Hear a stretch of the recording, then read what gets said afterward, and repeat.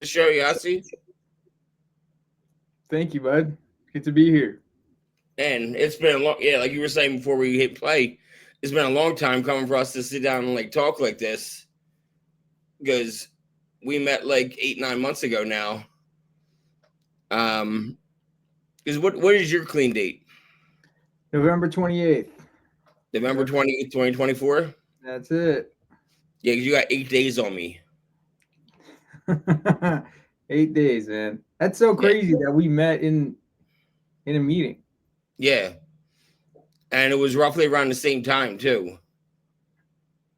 Yeah, it was pivotal, and I think like it's kind of cool that we both are coming from like the same DOC and Yeah, kind of habits. I happen to think that you had it harder with smoking and all. I still can't get over that. Yeah, I think one of the craziest parts of being clean was seeing what different substances do to different people yeah, and stuff that the stuff that really rocks the crowd is the stuff like smoking. You know what I mean? Like we can, pills and drugs, it's all a thing, but smoking was like smoking is like drinking water. You're just kind of going, and so like to stop that is in my head harder than getting off of pills. yeah. It sucked. It still sucks. I still get cravings, bro. Like, and you're talking about cigarettes right now. Yeah. And I still get cravings to smoke cigarettes. I was literally just saying to my wife yesterday or 2 days ago, like, man, I could use a cigarette right now. And it's been 8 months since I smoked a cigarette, God and dang. you know, Do you feel like a physical difference having stopped? I don't, I don't. They're lying. Yeah, they're all lying. They're all fucking just saying that shit, dude. I don't know. Nah, I I mean, feel weak. maybe I I'm feel just bitter because I want a cigarette still, but I like don't know, dude. You know what? So November 28th. You said we have the same DOCs, but we'll get into that in a minute because I'm not. We never talked about our DOCs because we can't really in that group. right. So I don't know exactly what you're into, but we'll get into that. What was going on November 27th of last year? Oh man, it's a great question. Honestly, super anxious. I was in rehab. I checked into rehab on November 10th. No, earlier. November. I want to say Nov- November 28th. What am I saying? I started in rehab November 28th. November 27th was the day after my boy's birthday. I was supposed to go to rehab a couple days earlier, and they didn't have beds. But the guy who was coordinating me to go to rehab, he's like, "You're going tomorrow morning." I was like, "Dude, I got my kid's birthday." He goes, "Dude, you're gonna have 1,000 kids' birthday reasons why not to go tomorrow morning." And I was like, "Yeah, but it's my kid. We tried for 7 years to have this baby, and now you're just gonna like pull." And he's like, "They're coming." And they didn't have beds, so I got to at least enjoy my boy's birthday. Um, yeah, 27th was freaky, man. There's a picture of me actually standing with my boy and getting ready. And man, I've played shows. I've done like some nerve wracking stuff that was huge in my life. This was the hardest, most nerve wracking thing. I had to fly to New York from Florida alone, you know, and I didn't have addict awareness at that point.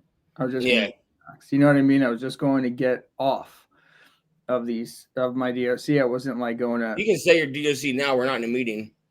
Oh, there we go. Yeah, I was just trying to get off of Percocet, and I didn't Yeah, want to like. I'm like trained now. Um, I didn't want to. That was it. It was supposed to be a week at maximum, and 32 days later. you did 32. I did 28 or 27, Where'd but you where'd you do your rehab? Los Angeles. Oh, really? So wait, you and I both flew a distance then to get clean. You went from Florida to New York City. Yep. So your rehab was in New York City. Dead Manhattan, Dead Center, Midtown. Damn, why? This is a great Why'd you go question. up there? So it's interesting. I was booking somebody for a podcast to have him on. He didn't agree with something that the host would always discuss, which is plant-based medicine and its uses in mental health and its uses in addiction. And he's like, nah, I don't think it's like that. And this guy comes from a lot of use, has a lot of clean time, thank God, and has, he's in the industry. And he's like, I don't agree with this. So I was like, cool, great. I want you in the chair. I didn't even know who he was. And in discussion, I was like, yo, maybe you can help me find a rehab. And there was one in Texas that specialized with people who take medicine for pain. And it was 180 grand for a month. And I was like, I can't do that, dude. I don't have insurance even. I didn't have a job. And he's like, all right, man, just come to me. I was like, your house? Like, what are you saying? And he's like, no, man, I have a rehab. Come out. And I was like, look, man, you just handed me the keys to a Lamborghini, but I don't have gas money. Like, I appreciate what you're doing so much, but what am I going to do? And he's like, all right, I'll fly you to New York on the condition that if you're ever going to go fill a script, you call me first. And I was like, I want to say no to you because it just feels like a huge offer, but I can't say no to you. I have to do this. And I was so against going to rehab. Oh my God. But then he flew me to New York City. I had no idea where I was going. I didn't do any research on the place. I didn't know anything about what happens at rehab. And I get picked up by this beautiful car. I mean, it's a really high-end spot. It's called Descendant. It was phenomenal. I mean, I walked in and I was just like, okay, I'm expecting the stereotypical association that I have with a rehab.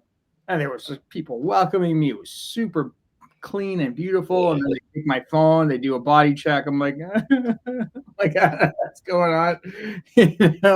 Moving in with some stranger. And, you said they took your phone? Oh yeah. Yeah, so my place did too. I think that you should lose your phone if you go into rehab. Like, I agree. We got an hour a day to fuck with our phone, and they would bring us in like shifts of like 5 of us at a time, or maybe it was a half hour, but you would hang out in the office where the staff was, and they'd watch you to make sure you weren't doing anything shady. You couldn't like post anything, but you were allowed to scroll, and that was about it. And they were watching you scroll. Mm-hmm. Oh wow. Yep.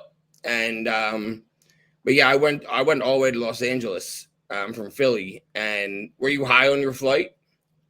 No. So on my flight, I was. When I pulled up, maybe you can relate to this. When I pulled up, I was like, oh, I'm gonna take one more so I can, at least have. And I was like, wait, why would I postpone like what I'm about to do? Like I'm already have like a couple hours from the flight. Like if I use right now, I'm going back to before the flight. Like maybe I'll just not do it. So I didn't, but I definitely was high on the flight. Yeah. Definitely. How about you? I started withdrawing in Chicago. Well, it was like a connection flight? Yeah, layover.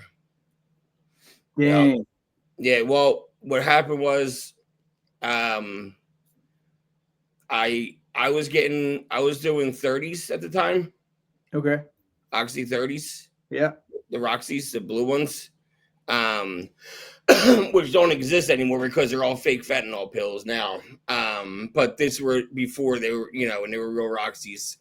And I was living in Amish country in Lancaster County, Pennsylvania.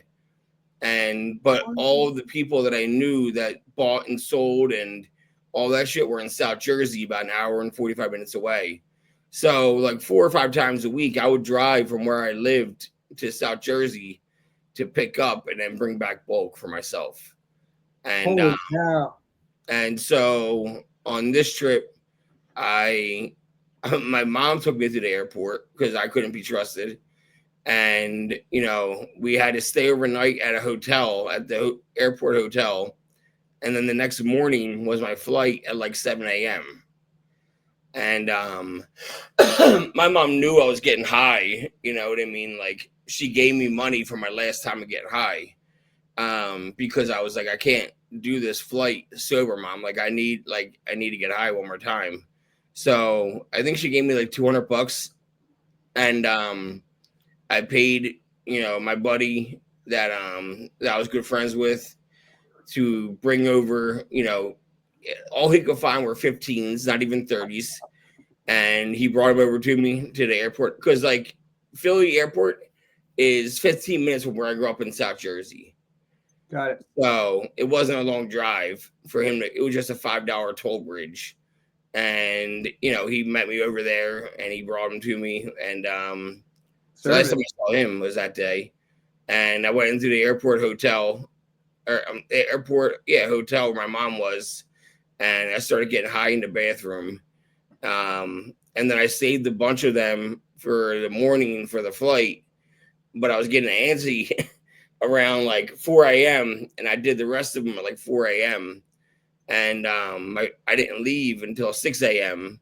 So by the time like I started flying, it was out of my system by like Chicago. Oh my God. But as soon as I landed in LA, I felt amazing. And I don't know what it was, but like as soon as I landed, I just felt this weight lifted off my shoulder. Like beautiful weather, you were in November in fucking New York City where it's freezing cold. Yeah. You know what I mean? And I'm in Los Angeles at the end of April where it's beautiful weather. That's very true. So, different. And I was on the west side of LA by like Santa Monica and Venice and Marina del Rey where it's like beautiful weather. I was in Culver City. So it's like beautiful weather along the ocean. And not like Eastern LA where it's closer to the valleys where it's hot as fuck. Right. Wait, was that your first time in rehab, first and only? Mm-hmm. Got it. Yeah, man. That's when you say like you were getting high in the bathroom, what was your modality of use? Snorting. Got it. Yeah. So like, yeah. I think it's a lot harder when you gotta kind of, isolate to use. For me, it was just turn around, pop one, and keep moving. Yeah. You were just eating them. Yeah, which is like, for me, it was even still doing that, I was still hiding. You know what I mean? I'd make sure my wife wasn't looking. You know what I mean? Like I would just kind of like, kind of take it and hide it. I think it's harder when you got to like actually line them up, line them up. Yeah, it was definitely you got to have your tips and tricks, because like I would do that drive an hour and 45 minutes, I used for 10 years and almost daily for 10 years. And, it was daily. If I didn't have pills, I had Suboxone. So either way, I was using opiates for 10 years. Right. And what happened was I would drive out to South Jersey from Lancaster and I'd be withdrawing the entire time. Like throwing up into bags and shit, like, just going through it. And as soon as I would pick up from my dude, I would do like 3 or 4 at one time, just so I wouldn't be withdrawing anymore. And I would turn around and drive home. God dang. And, I ended up, I would get like, I would always have a stack of like McDonald's straws in my center console of my car because they were the fattest straws. Wow, I got it hacking. Yeah, and I would take and they were thick too. And I would bend the straw like in half, you know what I mean? Like this. Right. And I would drop the pills in and I'd chew on the side of the straw to break them up. And then I would extend the straw out and do them right out of the straw. See how creative we are as addicts, man? Like we're engineers. You know what I mean? Like, find a way to make it happen. We talked about this actually in rehab. One of the discussions was like, where do lies and deceit and hiding come into your use, and then it became this talk of creative. One of the guys, the building manager of the rehab, just enormous guy, enormous. Like, I don't know if in my life if I ever worked out, like from now until I'm 100, like if I'd ever get that huge. And he was this teddy bear of a guy. And when he talked about his use, he was like, dude, my needles were dull, so I'd sharpen them on the sidewalk. And I'm like, what did you just say? Like, oh my God. Like, you're going to find a way. If you're going to use, you're going to find, nothing's going to stop you. Yeah. You know what I mean? So like, it's so crazy that you like had the ingenuity to kind of crush it on the go. Damn. I had to, when there's a wheel, because like I was breaking my CD cases, because like that's the original old trick is take a CD case and you bang it up, you break it up on the back of a CD case, and then you line it up. Then the problem is you start cracking all your CD cases, and then the lines can get like fall into the cracks. Right. It's a mess, dude. So I need to be driving 60, 70, 80 miles per hour while I'm doing this. So like I'm on the highway, going through the highway in Philly, going through traffic, just like blasting them. And Philly's nuts, man. I lived there for what, a year and a half, 2 years. Philly driving is not regular driving, man. So No. we deserve awards like for having survived. Yep. I learned how to drive on a highway on the Schuylkill. Holy cow. That's how I learned how to drive on a highway, was driving on a Schuylkill. So dude, that's nuts, man. The merging there is insane. It's like that's a whole nother podcast to talk about, is driving to Philly. Well, let's back up. Where are you from originally? Where'd you grow up? I grew up in Miami, Okay. Springs, Florida. Yeah, OG, 72nd and Collins, and then in this like really small suburb. I think like I want to say boredom has what to do with it. You know what I mean? Like there's nothing to do. Like there was literally a YouTube video, OG, when YouTube came out. Like one of the first videos of Coral Springs was like, there's 3 things to do here. You go to the walk, which is like this little area to walk around, shops or whatever. You go to the mall, or you get high. Like there was like nothing else doing. But my use came a lot later though. Well, how old are you now? 35. Okay, so you're around my age. I'll be 39 this month. September. At the end of September, I'll be 39. So you grew up outside of Miami, basically, and brothers or sisters? Yep. Yeah, I got 2 sisters and a brother. Where do you fall in there? Number 3. Number 3, okay. How was it being number 3? You guys close? Yeah, thank God. Yeah. I feel like number 3, I mean, I've seen this a lot. I haven't seen it always, but usually you're the peacekeeper. You know what I mean? Like the oldest one gets all the responsibility. The second one is trying to avoid it. And then the youngest one gets all like the best treatment, right? So like the third one, you're just kind of like, when they're fighting, you're like Switzerland, you just kind of like everybody comes to you with everything. You just gotta, merge it, understand everybody, and try and make the peace. I like it. Were you close in age? I mean, in 3 age. years between each. Okay. Yeah. Damn. Yeah, that's pretty close. My brother and I are 3 years apart, and then I'm 9 years older than my sister. You're the oldest? Yeah. Oh, damn. Yep. Did you feel like that, like, gave you pressure to maybe not let anyone know that you were using or drinking or anything? Like, no, I was always really independent, and with such a large age gap with my sister and I, my parents kind of stopped paying attention. Not that they stopped paying attention to me; they still paid attention to me, but like I wasn't on the radar as much. And I always had, an inkling to, find out for myself shit. You can't tell me anything. I got to find out for my own. I got to try it out, experiment. If this isn't good for me, I want to find out for myself.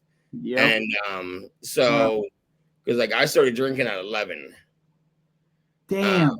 Yeah. Was that your first experience with mind altering substance? Was drinking? Yeah. Oh yeah. Yep. 11 is young. Wow. Captain and Coke. And and I would do that on Saturdays, and my friend would sleep over, and probably twice a month, something like that. Is how when I was 11, and then when I was 12, that's when I started drinking. It was daily, and yeah, it was off on a 10-year run of drinking. It was daily from 12 to 22. And 13, I started smoking weed and started smoking cigarettes. And yep, so I was definitely an early bloomer. Your parents still together? Yeah, thank God. Yeah, my pops is a rabbi. They got a temple, congregation to take care of. They didn't have a temple back then. The reason why I think that's significant is because the pressure of being the rabbi's son. You know what I mean? Like a lot of you people are expecting a lot from you, and then there's also like this empathy where I didn't want my dad or my mom to have this like the unideal son. You know what I mean? Like to embarrass them or anything. So like, yeah, I think that kind of pressure kind of caved me because it also felt like external pressure that wasn't me. Like I was doing things and I was just doing them because I knew people were watching or whatever. So like I had to, you know what I mean? I had to keep up an appearance that I wasn't super comfortable with, which led to my like rebellion, my Rumspringa, I call it. But I basically bailed. I bailed on it, and I went on tour. Moved to New York for a couple of years. You went on tour. So when did you join the band? So I've been drumming since I was a kid. I proper joined a band when I was 19, and toured until I was 24. Yeah, that's kind of what I have. So 19. You said drumming. Yep. And in high school, you didn't really drink or do drugs. Yeah, high school is different for the orthodox. Yeah, you kind of go away to like a boarding school yeshiva, right? It's just all dudes. You do drink. I mean, it's basically all that there is. I remember I got caught when I was in Montreal for school. I got caught smoking weed, and it was all good and fine until the second time. Like no one like they kind of caught us, but afterwards, second time, I think like dorm counselor was pretty upset that we had like taken advantage of him, and so then he narked on us. And then I remember the principal of the school, he sits me down. He's like, "All right, here's the deal. You gotta. Did you smoke?" And I was like, "Nah." He's like, "All right, we gotta do a piss test. Like either you admit right now, or you do a piss test, and then if you come up positive, I kick you out." And getting kicked out of yeshiva is essentially like everything works towards getting married typically in this world. So like it's a huge black mark on your resume. Yeah. So I was like, he's not going to make me piss test. Man, like 2 days before, he's like, "All right, guys, we have somebody coming in. I need you to sign here that you're going to do it." And I remember my buddies and I were like, "How do we get clean piss?" We're like, and there's like no Google right now. A lot of have phones, and so we're like going to the library on how to clean your urine. Yeah, cranberry juice, and they're like, "Oh, dude, there's just one thing. If you drink it, it cleans you out. Yeah, it's like $300." Like you're just going nuts trying to invent ways. And the day came, and I was like, "All right, I smoke. I don't want to do a test. I smoke." And so he's like, "I'm going to get back to you." And I remember I was smoking cigarettes at that point. I was just chain smoking, so nervous that my parents would find out. You know what I mean? Like the worst part wasn't like the action, it was getting busted. Yeah. You know what I mean? Like that was like the worst. And like just to fast forward, he basically one night it was like a Jewish holiday, and a bunch of my buddies and I, we went to this park and we were smoking hookah and whatever. And I was like, "Guys, this is dumb. He knows that we're here. This guy's been principal for a long time. He's going to come through. I'm out." And I bailed. And like 3 minutes later, he showed up, and all the guys who were there were guys who I got caught with. And so they got kicked out. And then he found me. I was in school, and he's like, "All right, if anyone asks, you're on probation." Nice. But, I'm letting you stay. The next day, this guy who had seen me in a park with one of the rabbi's daughters, he was like, "Oh, yo, that guy's with her." And then he kicked me out. That was it. I was like, I can't believe it. After all that, he was mad at me, dude. He was like, "I can't believe you're forcing me to do this." He was so mad. And that man, to his credit, never gave up on me. He is in my life right now. He calls me all the time. He never gave up. When I was completely unorthodox and pierced and on tour, I remember he would call me at like some crazy hour, and there's women in the background, and there's screaming and laughing, and there's drugs and everything. He's like, "Hey, man, how you doing?" I'm like, "Oh, my God, you always call me at the worst time. So wait, you got kicked out of high school then? Yep. Could you finish it somewhere else? Not really. Once you're out, there's very few schools that are going to take you, especially for that kind of reason, at least back then. Now it's like a lot easier, but the good ones aren't going to take you, or the good ones aren't going to take you. So yeah, I got thrown out, and then that's when I started. I was like, all right, I'm going to New York. I'm going to start my tour with my boys. And I mean, it wasn't a tour, but I'm going to just start out with my boys, and so I did. That's wild that you don't get a diploma then, just because like you can't go somewhere else to like, if you wanted to go to college, like a regular college, you wouldn't be able to then. Nope. That's They crazy. don't really give diplomas typically. There's one Rabbinical College of America where I went to.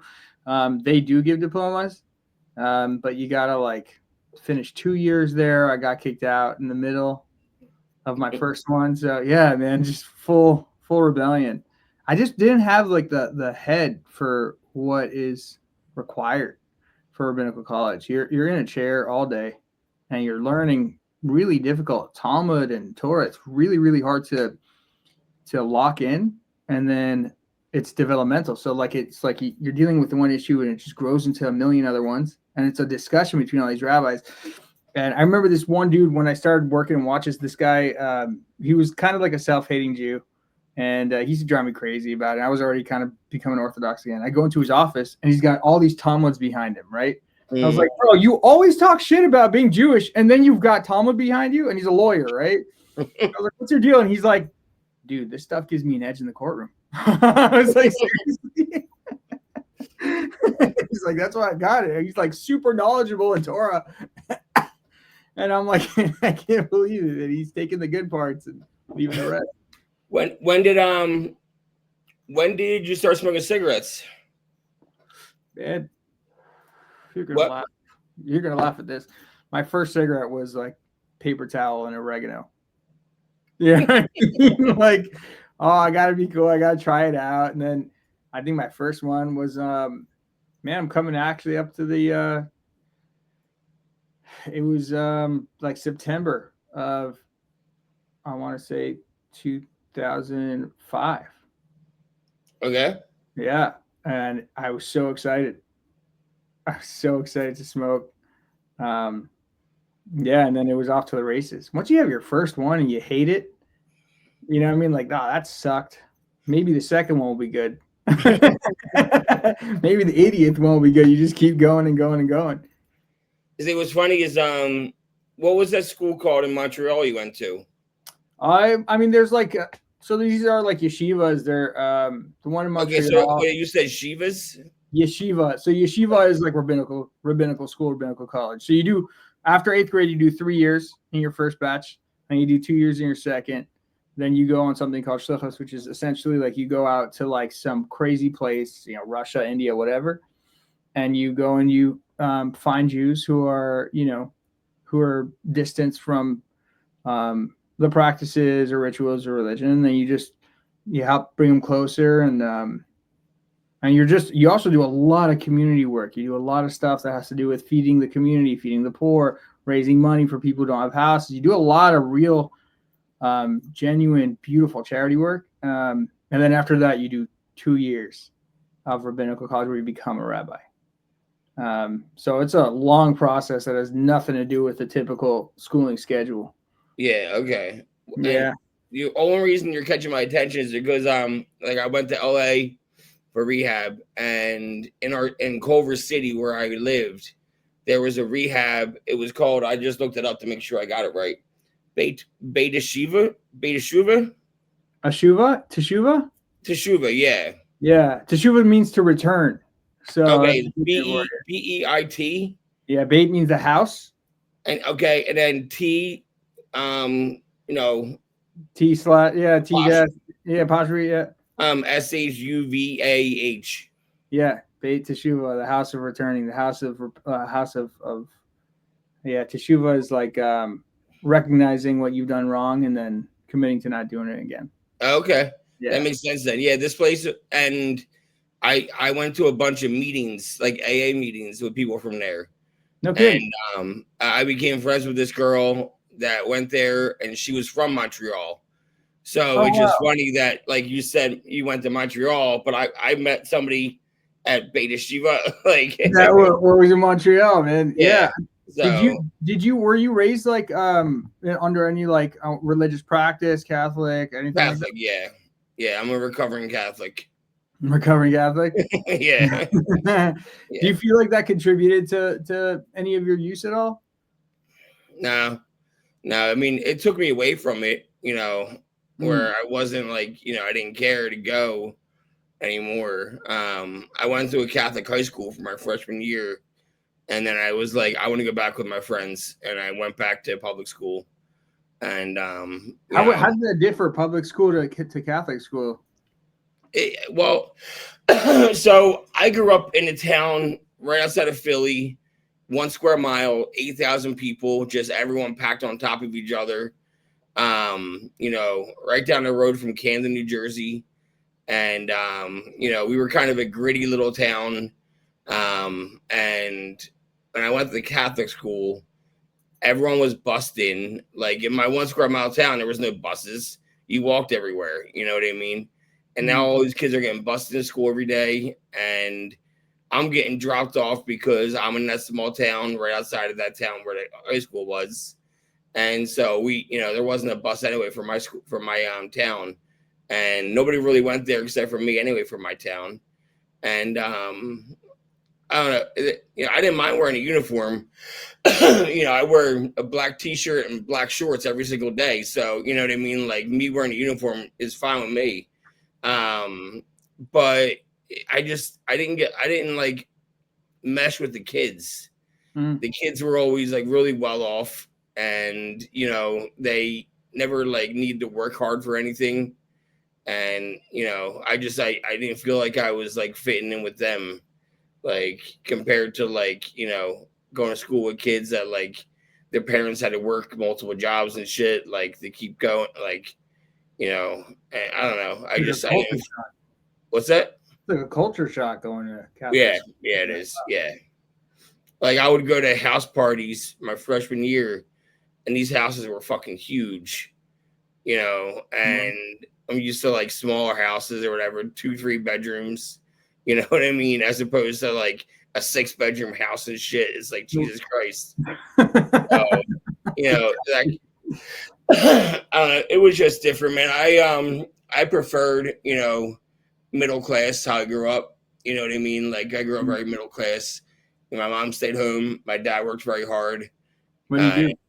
What's that? What was he doing, your pops? He ran a plumbing company, Oh, wow. Roto-Rooter Plumbing. Cool. So he did that for 20 years up until he died. And he was always the top salesman and shit, like plumbing wise. His branch was always the best. And so he always stored up.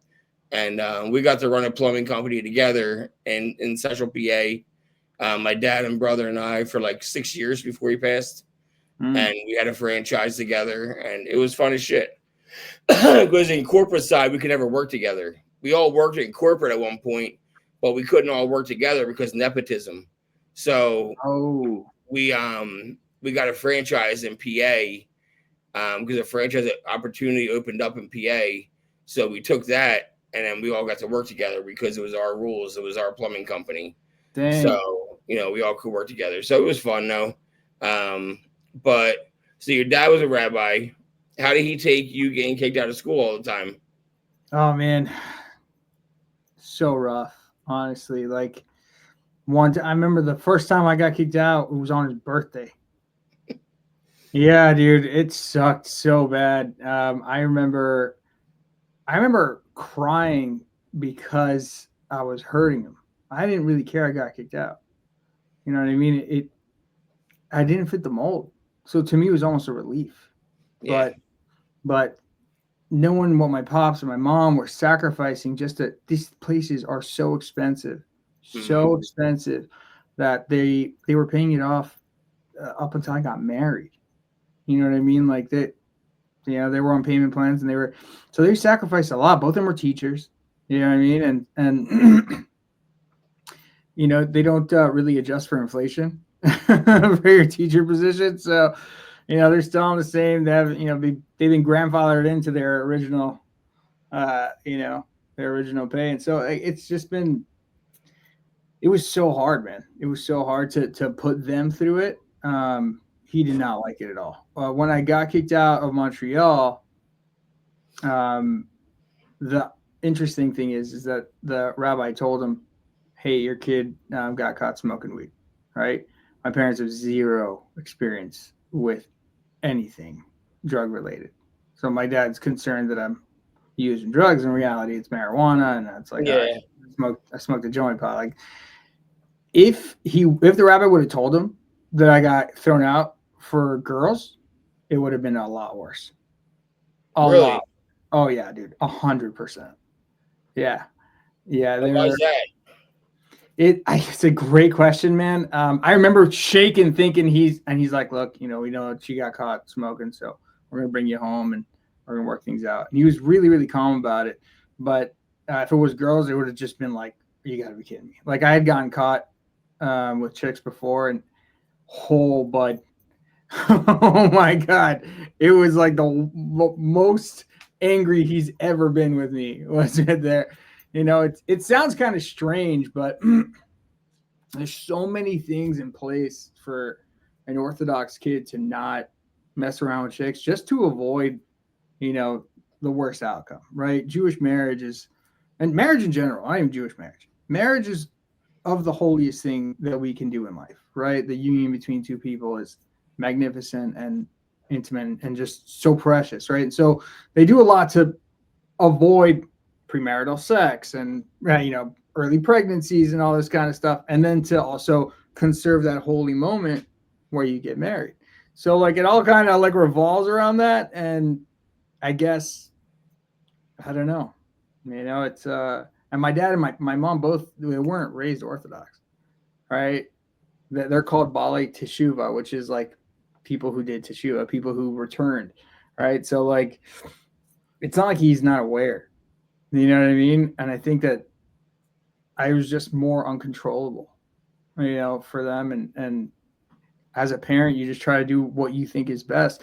My parents sent me to the greatest places where you can go to school. It just wasn't great for me. But, it's like sending someone to Harvard. Yeah. But like, is it good for the person? You know what I mean? That's kind of it. Well, so why do they raise you Orthodox Jewish? They weren't raised that way. Well, typically it when somebody becomes Orthodox, they just kind of realize how much it's benefited their lives. There's different tiers, more superficial, I want to say, but there's different tiers of Orthodox Judaism. There's ultra Orthodox. There's the guys you hear about who are, really intense. We come from a sect called Chabad, which is the one that does the most outreach, the one that supports them. We're at every disaster that happens, everything that happens to the Jewish and non-Jewish community. They show up big, and they do crazy things. People have strangers in their homes for months after there's a flood or an earthquake or something, just total strangers. They put them up and they feed them like their own. You know what I mean? So like, they come from, and so seeing that benefit, they wanted to share it with their kids. You experience a good drink, you want to share it with your boy, you want to share it with your family. So like, that's how it is. They realized that this was so good and that they wanted to raise their kids that way. I always question how I'm going to do with my boy and with their future kids. I'm always like, am I gonna like do it the opposite because it frustrated me? But then is that gonna hurt him? You know what I mean? Or am I gonna like do it similar? Like, I gotta self on my groove. Because because when you say the traditional way, I think of like the sideburns, like they go down and shit in like New York City. Right. Is that what I'm thinking of? Right? Is that what you're saying? That's ultra Orthodox, right? Yeah, that's like yeah. Okay. Now, how long do you have to make your decision? Because your kid's coming up on 2 years old. Yep. So how long do you have to make that decision of how you're going to raise them? I mean, it's already in play. You know what I mean? He loves Shabbat, Friday night dinners, and he knows like a lot of like the different things that we do. He does them himself now, and like I get dressed to do it. He knows what's about to happen. My goal is to basically instill in him a desire to connect with God. And what, to his credit, what that big man in rehab, what Aaron told me, he said there's a very strong difference between religion and spirituality. He said spirituality is the key. You want to connect to God in any way possible, communicate to your higher power, whatever that may be. Once you get to a place where the God of your understanding is a loving, caring, merciful, compassionate God, then you take the rituals and practices and then you use them to boost it if you feel like it connects you. He's like, if you're going to be doing the practices and, the God of your understanding cuts you off because you masturbate, you're not really going to want to connect with him. So, and that was literally his example. So, there's this book literally right here. I have it on my desk called God of Our Understanding. And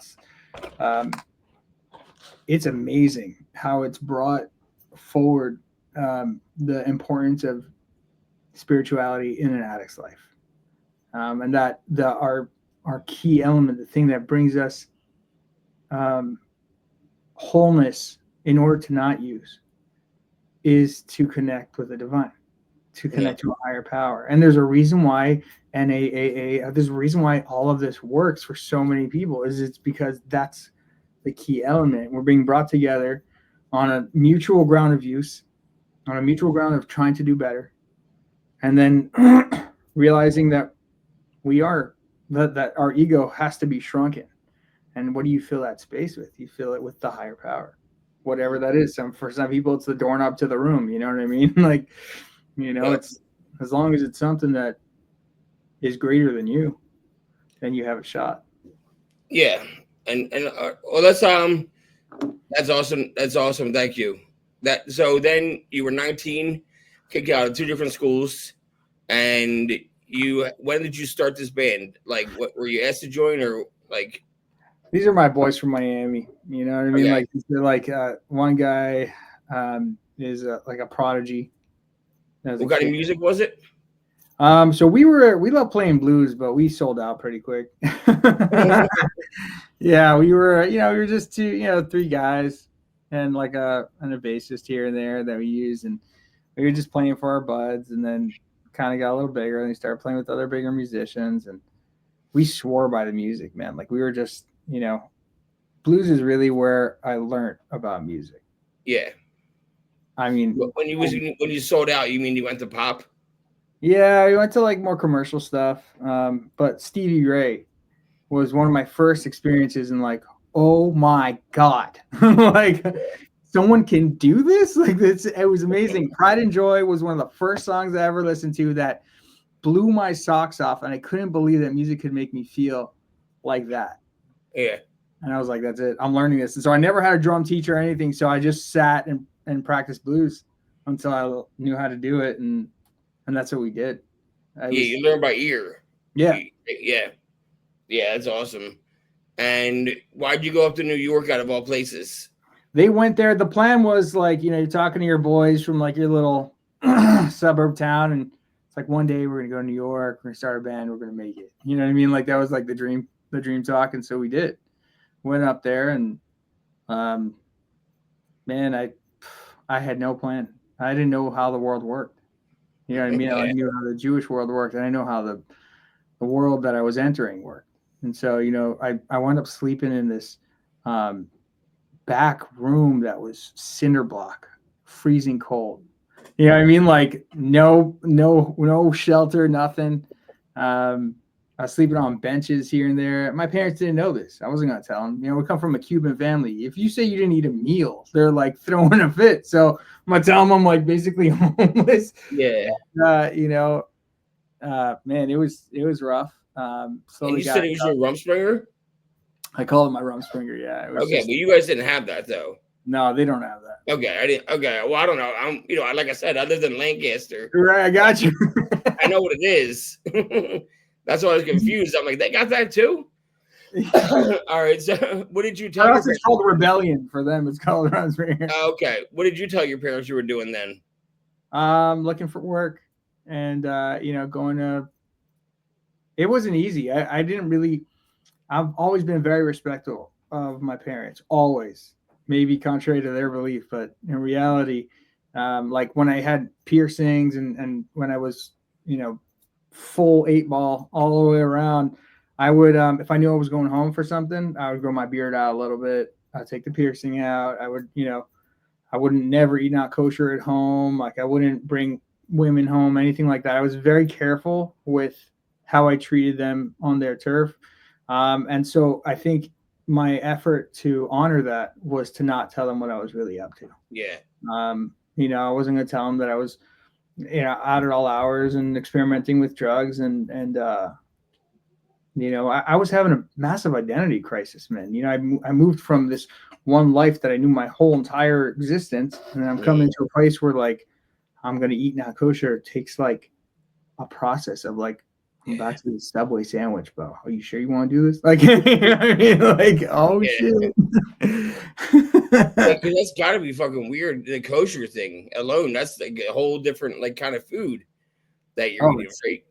Completely different, especially because we're Orthodox. So like the level of kosher was like so much higher. Yeah. To me, it was just restriction. To me, it just sucked.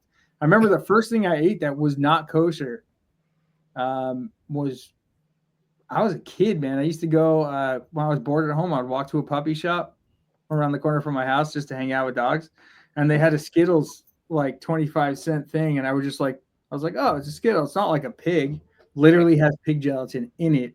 Later, I find out, but like I'm sitting here knocking back Skittles and Reese's Pieces, and I was like, "This is the best stuff on earth!" Like, and then from there, you kind of snowball though. Like when I was in Rabbinical college before I got kicked out, I was eating Reese's cups, and I just remember thinking, "Damn!" And they're kosher, but not to the standard that I grew up with. So I'm loving this stuff, and I'm like sneaking them. You know what I mean? And you got to get rid of the evidence. You got to like, it was. That's wild. So wait, what did you do first, drinking or drugs? I guess smoked weed was the first thing you did, right? That was like in high school. I mean, I was drinking early, not like habitually, but I was drinking early. And being in yeshiva, you kind of learn how to be smart about your drinking. So power hour was really like the best way to make it happen, where you can just like take small shots and then go back out to the main room, come back a minute later, take another one. You know what I mean? Like you have to like, so next thing you know, you're wasted in 15 minutes. Yeah, you are. Yeah. Because you would do that with beer, right? Yep. Yeah. And you use a shot glass? Yeah, we'd have like one guy who had like or we used the cap of like a vodka bottle that was empty. Oh, okay. Yeah, we use a shot glass. Yeah. No, we had to improvise because you couldn't get caught with a shot glass in your room. Yeah, it's true. Yeah. We were playing in my apartment because like I'm in an apartment by the time I was 19. And it was yeah. And that was in Philly? That was in South Jersey, yeah. Wow. Yeah. Dude, you've been around. So I lived in 5 different states, and I moved 37 times in my life.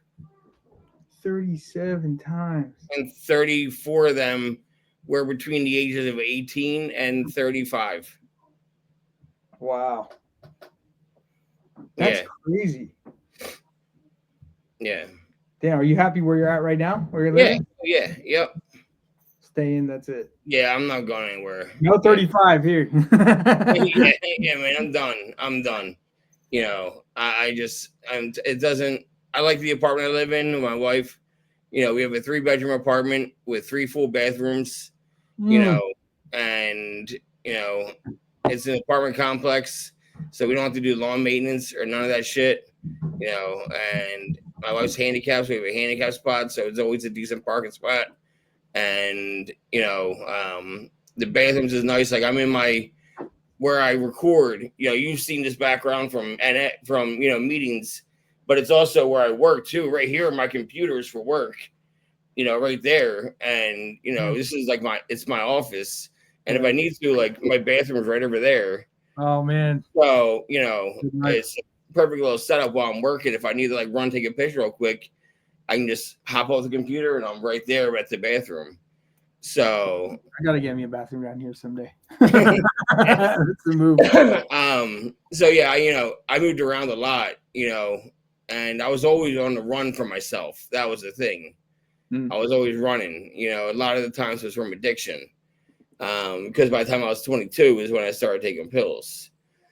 That's what I was about to ask you is, when do you discover something other than weed or alcohol, and what was it? It was tramadol. I was prescribed it for my condition, and I remember, yeah, I have a rare genetic disease that's super painful, and I was prescribed, the medicine not to take so I don't die, and then they gave me this stuff for pain. And I remember taking tramadol the first time, being like, "Oh, that feels good," and then telling my doctor, I was like, "Is it normal? I'm supposed to?" He's like, "No, you're not gonna feel anything. It's non-narcotic." I was like, "I'm pretty sure there's something in here," because I'm like soaring. Yeah. I think of all the stuff I had to come off of, all the times I did cold turkey, from Dilaudid, from Percocet. I think the hardest one was tramadol. It had like a psychoactive element that it almost was like an antidepressant. It wasn't like Oxy. You just take it, you feel good until you don't feel good. This stuff like built up my brain. You know what I mean? And it's funny, because when we met my now wife, I was using, and I remember thinking, I got to make sure I really like her. And that I'm not just liking her because these pills make me feel great. Yeah. And literally told my buddy that, and I got off just so that I could make sure I have like real feelings, because like to me it was artificial, right? To me it was, and I was working at a winery in California then, like not the best environment to like, cold turkey and sober up, but yeah. So how did you meet your wife? You guys are close, right? Yeah, so it was at Temple. She's 5 years younger than me. Her family was coming to my dad's temple for a long time. My dad has a Spanish temple in Coral Springs, and so a lot of Spanish people rolled through, and her whole family's from Ecuador. So she was just this really sweet kid. When she turned 18, she just blew up my phone, and I was like, "Yo, you can't. This is bad." Like, I was not religious at all at that point. I think I was going through atheism at that point, actually. And I was like, this is a bad idea. Like, you shouldn't be. And she did not give up, man. She was persistent. And yeah, she did not give up. And even though I was dating other people. And so she just waited. It was like an absolute champ. And then just one day I was single, and my grandma just died. And she literally and figuratively walked right into my life. It was pretty crazy. At that point, she was 19 or 20, and usually in Orthodox Judaism, you kind of do like a couple dates, decide that you're going to get married, and you get married. This was like against the grain, right? We're like talking and chilling and getting to know each other over the span of 2 years. Yeah, it was very different. Very. Well, it seems like you like to be different in your religion. You like to break the rules and do it your own way. Yeah, it's it's some will see it as a defect. I spoke at a school in South Africa, actually, for having been abused by a stranger. I went up on the map for suicide pretty early. Got through it by the grace of God and some really special people, and the quiet behind that topic really bothered me. And so my struggle, my mom says this really well. She says, your scars are lighthouses for other people, right? So I went to South Africa for a friend's wedding, and somebody asked me to speak at the school, and I wound up talking where I meet this 15-year-old kid who's fully Orthodox in appearance and is doing coke and going to strip clubs. And I was like, bud, let's talk. Let's work it out. I was like, no judgment here, man. You want to keep doing that, you keep doing that. Let's work out a safe way where you don't die. You know what I mean? Like, and that to me is the key element. In Judaism, nothing comes before health. Zero. You can literally break Shabbat, kosher, everything if a person's life is at risk. So how much more so somebody's doing something that like is so out of line with not just their age, but their the lifestyle, their practice. Doing that at 15 leads only in one direction. Yeah. Like, Yeah. I mean, you started at 11. You could teach me about this for hours, I bet. Yeah. Yeah. You said he was 15 or 18? He was 15. 15, damn. Yeah, I think now he's 18. This was like 3 years ago. Yeah. Yeah. And Damn. he was just like, this is what makes sense to me. This is how I cope. And I was like, all right, what led you here? Let's work our way back to where it started. Let's find the root issue, and then let's work on the root issue. Forget like all the I'm not addressing that you're going to strip clubs or doing coke. I want to know what got you there, and that's really the majority of my work that I do for the community is all mental health, mental and emotional health, because that's where we started, man. Nobody starts using because everything's great. Like, that's what I started. That's why I started drinking daily at 12. You know what I mean? Because I had some shit happen, and where I was abused, and from other kids in school, not like an adult, other kids in school, and that was an ongoing thing for a while, and and so to kind of minimize that in my head, I started drinking every night, and my parents weren't drinkers, but they knew how to throw a party, so there would always be liquor in the basement left over from parties. So I would take a bottle of liquor and go to my bedroom and hide it in my bedroom and just take swigs every night. Of what? What were you drinking? Whatever I could grab. Bro, the ball's on you, man. I didn't give a shit. I didn't know what was what, dude. You know what I mean? Because I didn't have Google in 1998. You know what I mean? I didn't have a cell phone. I was just grabbing shit and then just trying it. And just drinking it. And, I would usually have like a glass of Coke with me as a chaser. And, yeah, dude, I didn't care what it was. And I would, I knew what Captain Morgan tasted like, but I also knew what Captain Morgan smelled like. So I was like, well, Captain Morgan smells like shit, but it tastes good. So just because it smells bad doesn't mean it's going to taste bad. And some of these, I couldn't do. They're just fucking awful. I hate scotch. You know what I mean? But it was all hard liquor, dude. It wasn't beer, it wasn't beer or wine or anything. It was all hard liquor. Holy cow. So you're, just to really paint the picture, you're this 11, 12, 13-year-old who's drinking hard liquor, which a lot of grown men can't do. Mm-hmm. Right? You're pulling it out of the basement and you're coping with liquid courage and this escape. It's a miracle that you're alive, man. The reality is the escape, it's like chasing the dragon. You need to have another shot so that you can get further away. So it's like, well, what happened was I had the house I grew up in, the fourth ad that Pat always talks about behind me, right? That's from where this house is. And it was a 3-story house. And when my sister was born, it was a 3-bedroom house, and I had a room, my brother had a room, my parents had a room. And when my sister was about to be born, my dad redid the attic and made it into a bedroom. And for me to move up there, and the stairs were really fucked up. It made a bunch of turns, and my parents hated my steps, so they never went into my room. And part of the room was off to the side.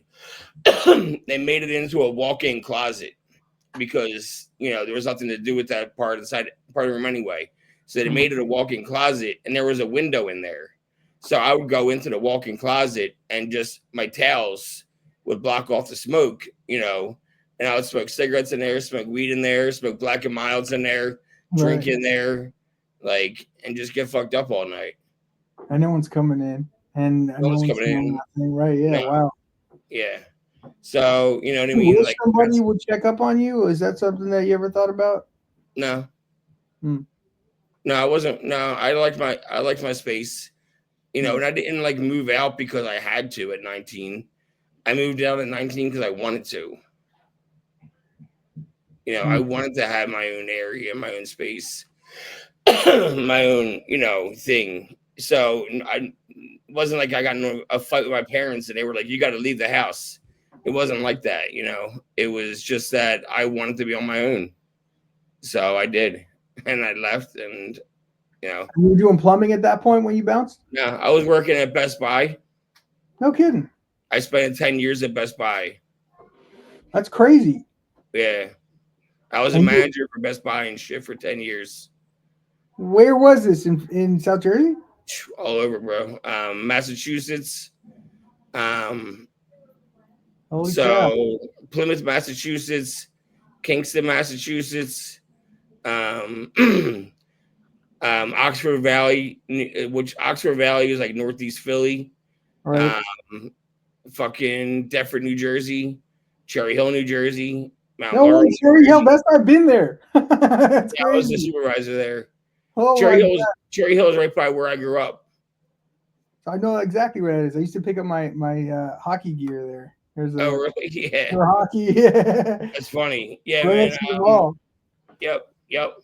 So I worked all over Best Buy, and I even got a job in the Los Angeles one, but I ended up, not doing it because I moved back to Pennsylvania What was instead. after rehab? Yeah, this was when I was living there for sober living. I did sober living in LA too. I didn't just do rehab there. I did sober living too. We probably crossed paths at some point, man. That's pretty crazy. Yep, That is pretty crazy. I did all four and a over. half years in LA. Oh, you did you? Yeah. When? 2000, um, 2009 Probably not then. to 2013. Yeah. I was in Massachusetts and Jersey during those years. Gotcha. Um, So, so so we're living in LA. Wow. yeah, when you started, using tramadol, when did it progress into something else? I was on and off for a long time. I kind of didn't, I was like, okay, I'm having a flare up of my condition. I'll take steroids and all, At that point, I wasn't really into pills. I didn't really trust them so much. At that point, I was really starting to mess with. I started with like small things, marijuana, salvia, kind of trying to like experience more in my brain. I was like, I don't like the psychedelic uncertainty. I stayed away from it. It really started with, I want to say, MDMA and coke. That's really where a lot of the dancing started. And the funny thing is like you tell yourself, I'm doing this right. I'm taking 5-HTP afterwards, and we're replenishing my serotonin. You learn a little bit about it. I'm doing blow, so I'm not going to do this and that. And I'm going to count my cigarettes, and I'm going to, you know what I mean? Like you start trying to tell yourself that in this capacity of use, I'm going to be responsible. Man, the stupid stuff. I was riding a motorcycle back then in LA, and it was a weekly occurrence. I was doing MDMA at least once a week. And we knew the cookhouse, so we were getting it right off the line. We're getting this little brown crystal. You know what I mean? You take literally a crumb of it and you're on a 4-hour run. It's uncut. There's nothing messing with it. And so and you go to music festivals and you start experimenting with other stuff. And I know factually that had I not had bad experiences with MDMA or blow, I probably never would have stopped. Yeah. Waking up one day paralyzed from snorting, from doing, 12 lines in an hour, and just the sickness that came over me. Oh my God, I'll never forget it. I was poisoned. I felt like I had drank poison, like Clorox.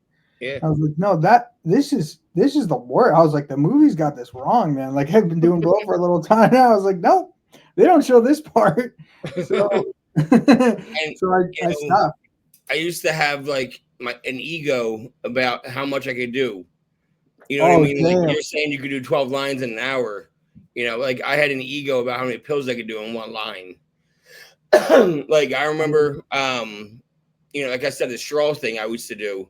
I would drop 4 into a straw and snort 4 in one line out, basically out of a straw. And most people can't do more than like 2 out of a line. And when I was living in Lancaster County, I was making really good money running the plumbing company, and there were some nights where I was withdrawing way too bad to do the drive, like way too fucking bad. So I would pay this dude, he was a lot younger than me. I would pay him like $200 to drive my shit out to me in Pennsylvania, and he would. And this one time, I didn't always pay him because I didn't always have the money to pay him. So so anyway, this one time he's driving out to me, and nobody was home. You know, I lived with my brother and my dad at the time, and they were in Jersey, and with my mom and my sister, and so the whole time he's on his way, I was getting 20 of them, like 20 pills, and I was like, okay, I'm gonna just do 2, and I'm gonna go to bed, and then blah blah blah, and that's it, and I'm just gonna do 2, and then he gets there, and he had somebody with him that drove with him. He's like, hey man, this is blah blah blah, and hey, I was telling him how you can do 6 in one line. Do you want to show him? And I'm like, yeah, I'll do 6 right off the bat. Like I'm like, oh, watch me, bro. It's like heavyweight lifting, man. You got yeah. Oh my god. Oh, this stupid shit, dude.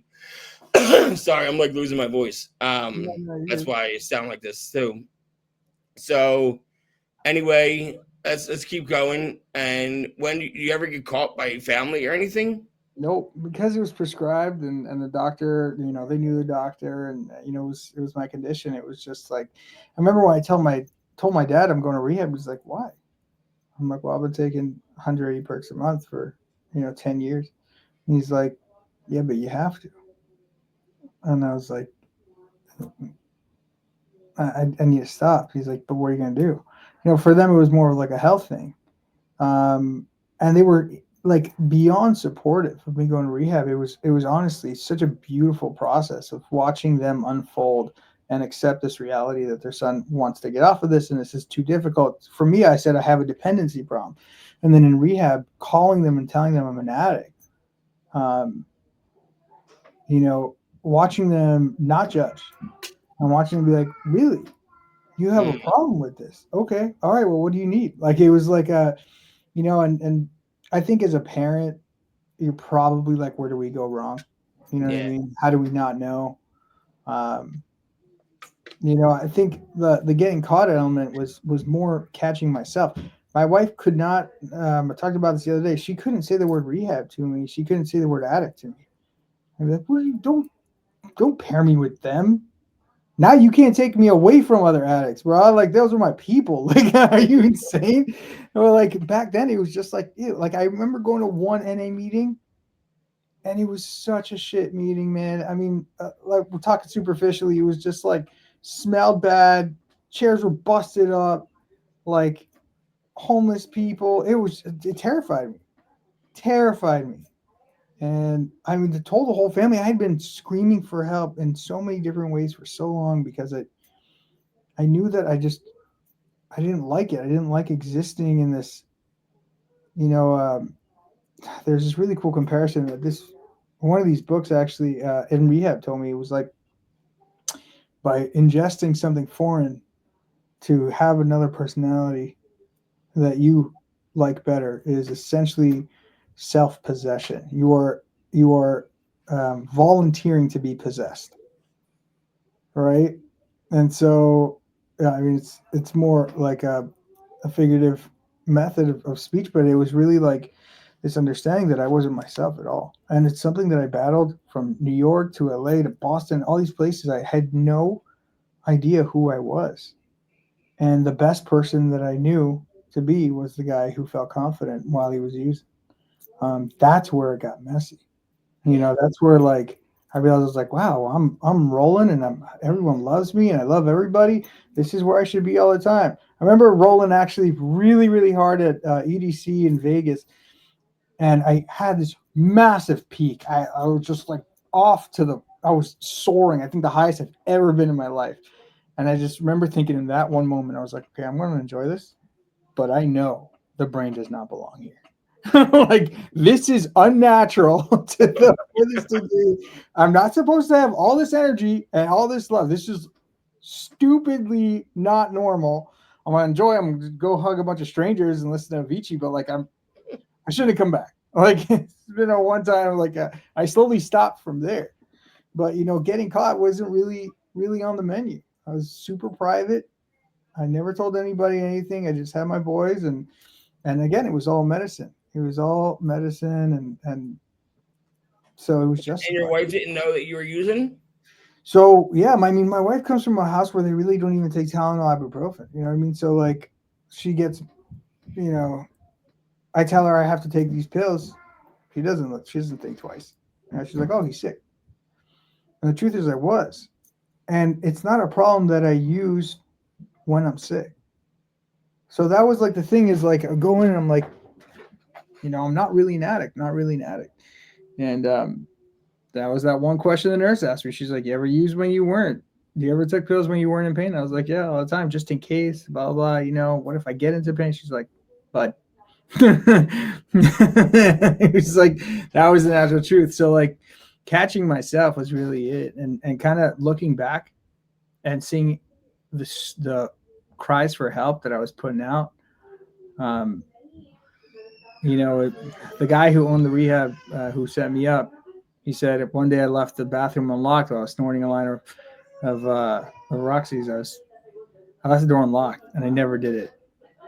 And I recognized now I was just asking someone, please bust me so I could just stop. I don't want this anymore. I need someone else to come in and be like, dude, what are you doing? Get caught in the act and then have to own up to it. And that Yeah, was man. That was sometimes because if we get caught, then it's all over. You know what I mean? And it can be done finally. This madness can be done.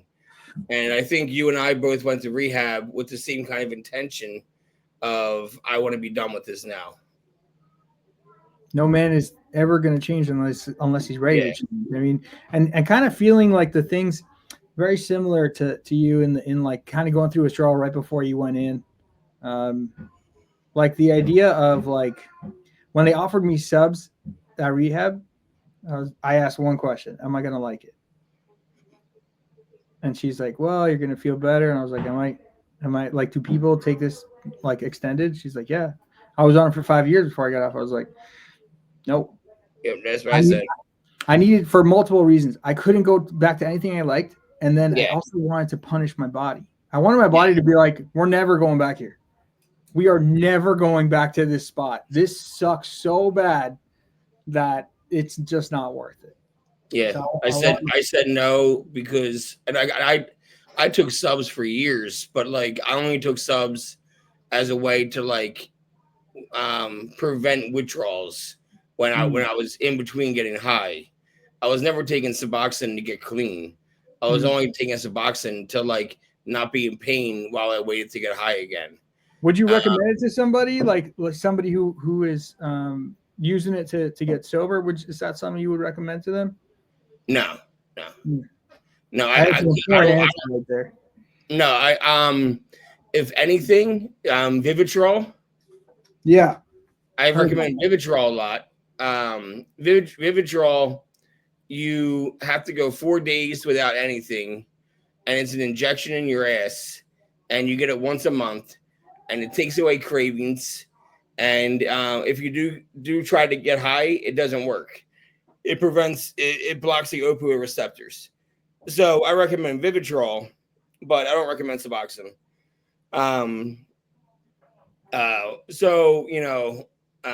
I've seen a lot of people get clean from using Vivitrol, but when I got to rehab, they were like, "You want Suboxone?"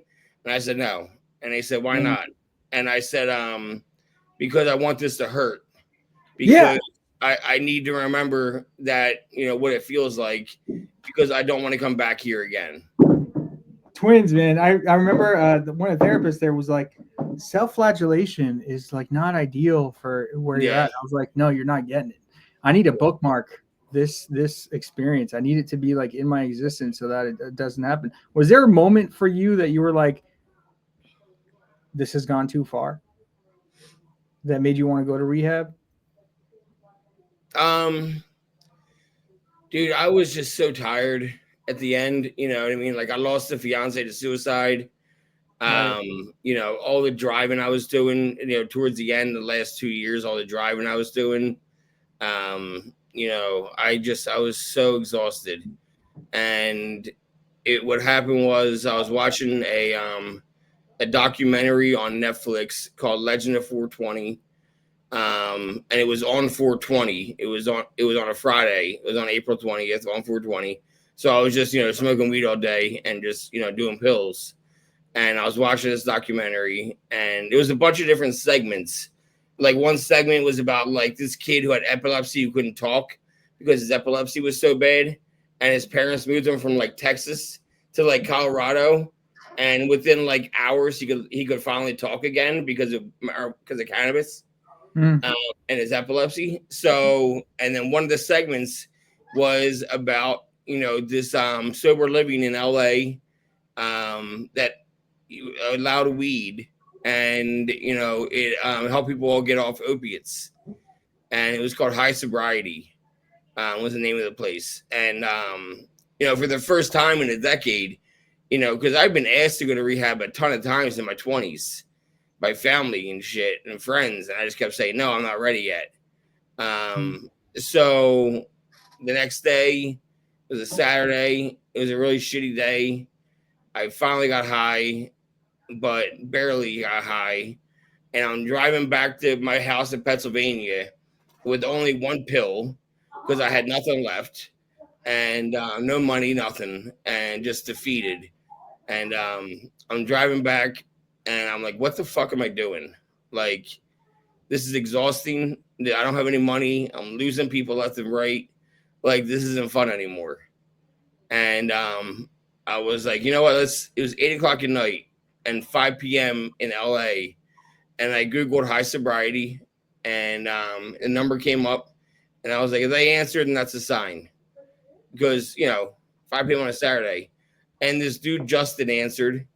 And we talked for 2 hours. Wow. And, you know, he talked to me in a way that nobody had talked to me before. You know what I mean? Like, Can you speak more to that? Good. Can you speak more to that? Like, how do you mean? Like, you know, he understood how exhausted I was. He understood how, you know, I don't have, my friends are all people that get high. Everything revolves around the drug. You know, the drug always comes first. If the drugs or family comes first, it's drugs. You know, me and him both did stand-up comedy, and like he understood that I had to be high to be on stage, and to tell my stories and shit. Like, you know, I was telling on myself on stage. It was just, I was exhausted, bro. Like, I was just done. And that next day, you know, we talked more. And he said, "You gonna tell your family?" I say, "I'm tomorrow," which was Monday. Told my dad and my brother, and they said, "Okay, that's fine." Told my mom, she like was so happy she cried. And then because they were waiting for me to go. Like, my brother's not a drug addict, or you know, or anything. My sister's not. You know, it's just me. And my sister cried when I told her. She was very, very happy that I was finally going. Damn. Uh, and you know, so yeah, I flew out on Wednesday, April 25th, and haven't touched opiates since 2018. And you know, so but it's just something that I was ready to do, but I didn't think I was going to do any kind of 12-step work or any kind of programming. I just thought I was going out there to smoke some weed, and the furthest thing for that happened, because I ended up being bought into the program within weeks, and I loved it, and that's why I go to so many meetings now. But yeah, it was just something that I gravitated to really quickly, and love fellowshipping and getting to know people and shit. Like, it just is what worked for me. So yeah, that's about it for me. But that's what my final straw was. It was just, I was tired, bro. I was just so done. You know, I spent a decade, you know, running around and selling and buying and, you know, deceiving, cheating, stealing, you know what I mean? Like robbing, like just doing like ridiculous shit, getting arrested. Like I was just, it wasn't fun at all anymore. So yeah, I was just done. But so you get out of rehab, and where do you go when you get out of rehab? Do you go back home? Yeah, my wife and kid came up to New York to pick me up, basically to pick me up out of rehab. And I think honestly, the day after rehab was the hardest day I had in sobriety. I being sheltered in rehab is rough. We didn't have phones an hour a day. You know what I mean? It was zero. Um, I was able to, so like we had Hanukkah while I was in rehab. So I asked for like permission to be able to light menorah with my kid and my wife on FaceTime. And some of the staff hated me for it. They were like, we don't really like special permissions here and whatever. And I was like, sorry, I'm not sorry, dude. This is like my kid's first Hanukkah. I'm going to sit here and like, because I'm an addict, I'm going to sit here and do it alone. Like I gotta, so I didn't get to do it every night with them, but some nights and yeah, just coming out was like, so I was coming from such a sheltered, safe place that the world scared me. The world went on while I was in there, but yeah, I didn't pay attention to it. It was just my own little existence. And, my wife just single momming it with the baby, her first kid. And so many things were just like, it was just so hard to stomach so much of it. And then her coming up there to pick me up. I don't have a job. A lot of friends and family pitched in to support her. Thank God while I was in. I remember like getting on my phone. I'd speak to her on like the landline, and then she's like, yeah, we need to, pay for this and that. And so I'd have to like reach out to a buddy and be like, dude, I need you to send my wife money for diapers. And he's like, what? I'm like, what do you mean? I'm like, dude, I'm in rehab. And he's like, holy shit, dude. All right, whatever you need. Like, thank God they showed up a lot. But coming out was so scary. Coming out was coming to terms with the actual impact of my decisions, right? Coming to see the world through sober eyes. Sounds were freaking me out. Yeah. I was like, I just want to blanket myself. And they prepare you for a lot in rehab. I think the thing that I would have benefited from the most would have been what happens the second you walk out that door. And it's something they didn't do. It's not their fault. It's just something they should add on. But it was very hard. My wife was worried. As she later told me, she's like, I was worried that sober you didn't love me anymore. I was worried that sober you didn't care about this kind of life anymore. And it scared her because I couldn't even really speak when I got out. Yeah, man, that was pretty intense. I think a lot about how you saying you were driving a lot, and I remember I used to in Philly and in Pittsburgh, they were prescribing me. So different pharmacies will give you different forms of Percocet, and the one that I needed, the one that sat best with me, was the one from this one particular manufacturer, and I couldn't get it. Dosage? What's that? What dose were you getting? What milligram? I was taking 10-325. Okay. Yeah, I was taking them. Supposed to be taking them every 4 hours. So before COVID, there wasn't any Zoom medicine, especially for controlled substances. So I was flying once a month at least, alone, just to go to the doctor, just to get a script. Literally a 15-minute doctor visit, and then get the prescription in Florida at the pharmacy that would fill it the way I needed it, and then fly back because I couldn't get that in Pittsburgh. So like the missioning, like when you're talking about your drives and stuff, I was like, I get it, dude. Like, and so as soon as COVID hit, I mean, it was a free for all. You know what I mean? It was all telehealth. And so in Philly, it was a lot easier. But the pharmacy wasn't producing the one that I needed. They were doing it from another manufacturer. And the one that they were giving me, these circles, were like really messing with my moods and stuff. And so I had to like find a way to get it from this one particular manufacturer, only that one. I mean, dude, when I think back, like for sure you can relate to this. Like I think back to like getting down to like the last of my like pills. Yeah, 3 or 4 left. start going into furniture, pants pockets, Yeah. start digging into like the car, you know what I mean? Looking under the seat, Yep. finding a pill and being like, oh my God. And the crazy part about that is when I was in rehab, I talked to my wife, she's like, your sister and I are going through all your stuff. We found 90 pills in your pockets, drawers, and under the bed. I'm like, oh my God. Because I was hiding them. When I get the bottle, I'd be like, I know I'm going to run out. So I need to have like savings. Bro, isn't that insane? Oh my God. Oh my God. You get a whole month's worth. Well, at least half a month's worth. At You're least. 180. At least she's like, what do you want me to do with them? I was like, burn them. She's like, isn't that bad for the environment? I was like, no, I mean, like, get rid of, like, just chuck them. I don't care how you do it. I wanted to pour them out. I remember the guy the guy who admitted me into rehab, I had my pill bottle with me, and I was like, I want to watch you destroy that. I want to feel like I'm getting rid of the most toxic ex-girlfriend. Yeah. And, like, I just wanted to like watch it happen, and I don't know, man. It's such a, with drugs, you either finish with them or they finish with you. And it's such a crazy idea that a chunk of our lives by our choice was controlled by something external. That there's like a line from Marcus Aurelius, I think it was like, the only true defeat is death. Like, we're not defeated until it's over. So like, just knowing that you and I can sit here having the history that we've had and the stuff that we've dealt with in life and be like, yeah, we're out. I mean, dude, it's a conversation I never thought I could ever have. Yeah, and the thing is, then you have to learn how to live without it. Yeah, and you have to learn. Well, for me, because I started so young with drinking and smoking weed and smoking cigarettes and doing pills.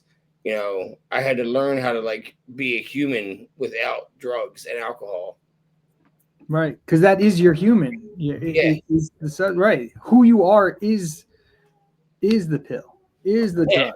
Yeah, that's there is no me. There's it.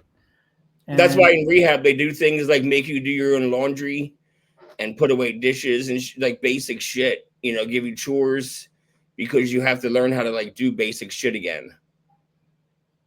So cool that your family was supportive through so much of that. I felt bad. I don't know if you felt this, like when we do meetings at rehab and people were talking about how their families were just shitting on them.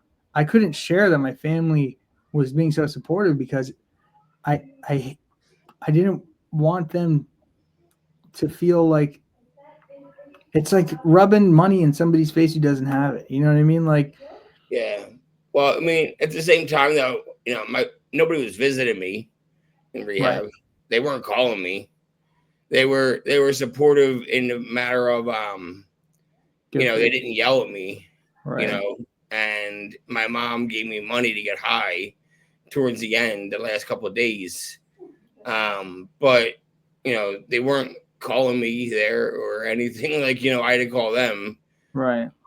And they didn't visit me because I was in LA.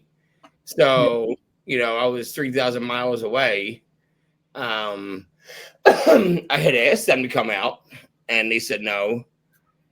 So I mean, it's relative, I guess. Yeah. Yeah, it all depends on how you want to look at it. The people that would complain about it were also getting visit from their family. It's so funny you're saying that. I just realized you're right. Yeah, that happened with guys. My roommate. He he got a visit from his family, and he like had zero relationship with him. My roommate had a crazy ass story, man. He worked for Langley for CIA. Mm-hmm. And he went off. He wound up going on like a 3-day bender on Vyvanse, and then tried to AI explode the building. Yeah, he tried because he was writing the AI for CIA, and then he tried to write code to take the building down. Like, oh my God. Holy cow. Did you have roommates in rehab? You had good roommates at all? Or Yep. I had a bunch of different ones throughout the time there. And when I got to sober living, I was by myself. I didn't have a roommate in sober living. Did you like it better? Yeah, oh yeah. I had a TV in my bedroom. You know, you could have your cell phone again. I could go to any meetings I wanted to go to, and you Mm. know, I love sober living. I could go to meet, like, it was just, you know, it was a nice cool house. You walk outside, smoke a cigarette. You know, I really enjoyed sober living. How long Uh, were you in sober living for? 4 months. Mm. And so you were trying to do, you were doing Best Buy then? I just I just did orientation, and then I said, "Fuck it, I'm done." And I left and went back to Pennsylvania. Got it. But you know, I was just, I needed to go back. My brother and my dad needed me to work, and and so because I was good at collecting bills, and so they needed me to come back and, you know, do bill collecting and shit. And my dad wasn't doing too well health wise, Right. so I wanted to be back with him in case anything happened to him. You know, and I'm glad I came back, and I got to spend the last few years of his life, you know, hanging out with him and shit. So And he got to spend time with you sober, which is, you know, yeah, something. oh yeah. And Yeah. when he passed away, I was sober. So you know, I relapsed 2 or 3 weeks after he died. Um, and I relapsed about, so he died June of 2023. I relapsed July of 2023, and then I went on. I was getting high until April 1st, 2024, and then I was good. I was going to meetings, and I was clean until the middle of November 2024, and then I got high for 9 days, and then I have been clean since December 5th. Damn, wow. Are you So relapsed from Roxy? no, I haven't done opiates in 7.5 years. Right, yeah. So that's what I was wondering. What was your relapse on? Well, it depends on when. I relapsed on The first alcohol. one. I relapsed. The first time I ever relapsed was alcohol, Got it. and that was May of 2019. A year, 13 months into recovery, I relapsed on alcohol, and I drank for 9 months, and then I quit. I quit drinking February 29th of 2020, and I haven't had a sip since. And then I quit weed, and I quit benzos April 1st of 2024. And then when I relapsed in November, it was with Xanax. Got it. And I did Xanax for 9 days, and then I went to the psych ward and hospital and shit. And yeah, so So interesting that like benzo is where you went. Like when I talk to you, when I see you in group, you always have this like super calm demeanor, where it's almost like you are the Xanax. You know what I mean? It's like you bring a very calm, like yeah, chill energy to it. I I gotta say, still do. You know, not that I'm not. No, I don't mean I still use them. I mean, I've always had that kind of calm personality. You know, where, you know, I've been with my wife for 6 years, and they've never heard me yell or raise my voice one time. right? You Wow. know, I don't raise my voice. I don't yell at anybody, or You it's get just, inside angry. yeah, I do. But yeah, exactly. Yeah. I can But relate. I don't need to like outwardly yell at anybody. Um, yeah, What? it's just one of those things that doesn't, you know, I don't need to worry about it. I'm very just on this, what you see is what you get. I'm very, you know, on the Even surface. kid. Right. Right. What? I struggle with never drinking again, and I never had a problem with alcohol. Um, maybe you can talk me out of this. I've been basically like thinking like, okay, I'm not gonna be sober from alcohol forever. When I have my next child, I'm going to celebrate with the intention of celebrating rather than the intention of mind altering. I don't. I know that we say every time alcohol is a drug, and I remember talking to you, Natalie, about this when I was asking you if I should, use kava to chill out or whatever. You're like, no, you're just replacing it with something else. So like, I don't want to find out that I have an alcohol problem, but I have a disagreement with alcohol as a drug. I know it can be a drug, um, but maybe you can walk me out of this one because you saying that you relapse on alcohol. is important for me to. This is the magic of group, right? Like this is the magic of meeting. So I'm curious to know if you have like an opinion on that. So, there's two things that when you stop doing them, you can die. And it's alcohol and Xanax. Right. If you get in such a bender with alcohol that if you try to stop on a dime, you can die. Yeah. From withdrawals. Xanax, the same thing. Like when I quit Xanax after that 9-day bender, I had to go and stay in the hospital for 4 days while they gave me meds for 4 days and to properly come off Xanax. Same thing with alcohol. If you were to do like a binge with alcohol, you'd have to like go into a hospital. Yeah. And detox in a hospital. It's so. What is it that you miss about alcohol? I don't really miss anything. I that's a lie. Like I went to temple this past Sabbath. I went yesterday, and part of it is just drinking. Right? They drink like midday, and it's to like the idea of drinking within my sect in Judaism is to shed the outer shell so that you can be your most genuine self. However, there is a limit to how much you can drink, right? So like the saying for my sect is not more than 4, right? Like you don't have more than 4 l'chaims, right? You don't say more than 4. You don't have more than 4 shots.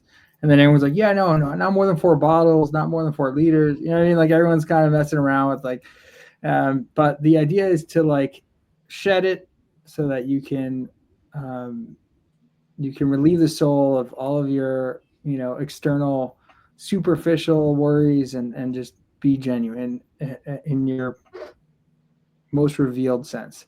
That being said, ideally you don't need anything to get there, but they're not alcoholics, or at least they don't know it yet, some of them. Yeah. Some of them listen, some of them have a couple, and that's it. And that's how it is for them every week, and that's it. Some of them don't. So there's a guy here who I'm buddies with who he's like, dude, it went from Shabbat to a couple times a week to every day to work. And he's like, so I stopped and that's it. I'm sober. And he didn't do rehab. He didn't do any. He went to like some cool speaker that kind of got him. And that was it. He stopped. He's not in his 12 steps or anything. Yeah, I don't know. For me, it's I miss the part of me that misses it is the part that I know I can't drink, right? The part of me that misses is like going into a place that I'm very uncomfortable. There's a lot of people. I'm overwhelmed. And I was like, what would really help? This. Okay, so that's the bad side. The good side is like I'm alone with my wife. We have a baby, or it's like Friday night. We're doing Shabbat meal, and there's wine. All right, so like typically you make it on wine. I make it on grape juice now.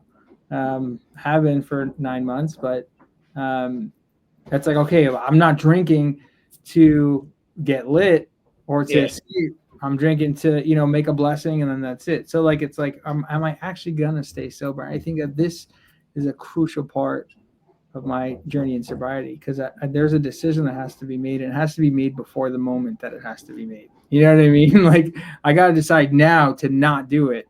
I think it's important. Your journey is you having this awareness of where you went to in relapse, and why you got there.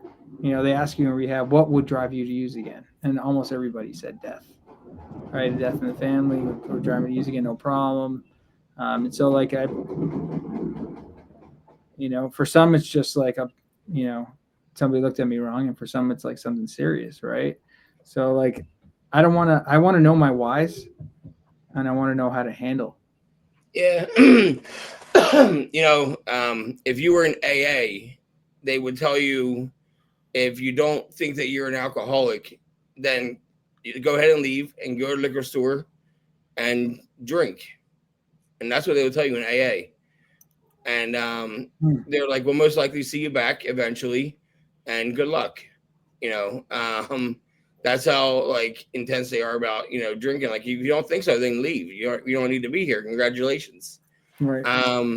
And that's not why I drank again. I drank again because, well, I didn't think I was an alcoholic, and they where I lived in Hershey, Pennsylvania at the time, they were giving me shit for smoking weed. That I was Cali sober, that I smoked Cali weed. sober. Got it. Right. But I went to a rehab that taught me how to use weed to get off opiates. So I was still smoking weed. And they were giving me shit for it in Pennsylvania. So I was just like, fuck it. Like, I'm just going to buy a 6-pack and drink. And, you know, it started with a 6-pack, maybe once every 2 weeks, 10 days, once a week, you know. Then it was like twice a week. And then it was like 3 times a week. And then it was like buy a bottle of Jack Daniels. And that would last me a couple days. And then it was like buy a bottle of Jack Daniels 4 or 5 days a week. You know, the progression went really fast. And I woke up on Saturday, February 29th, Leap Day, and 2020. And this is before COVID by 2 weeks. And I said to my wife, I was like, I'm hungover as shit. And I was like, I either need to drink right now or never again. And wow. And my wife said, okay, I'll quit with you. And we haven't drank since. God dang, good for you, man. That's a statement right there. You know, that was because I knew at that point, okay, I am an alcoholic. Obviously, I am. I drank a whole bottle of Jack Daniels the night before in one sitting in hours.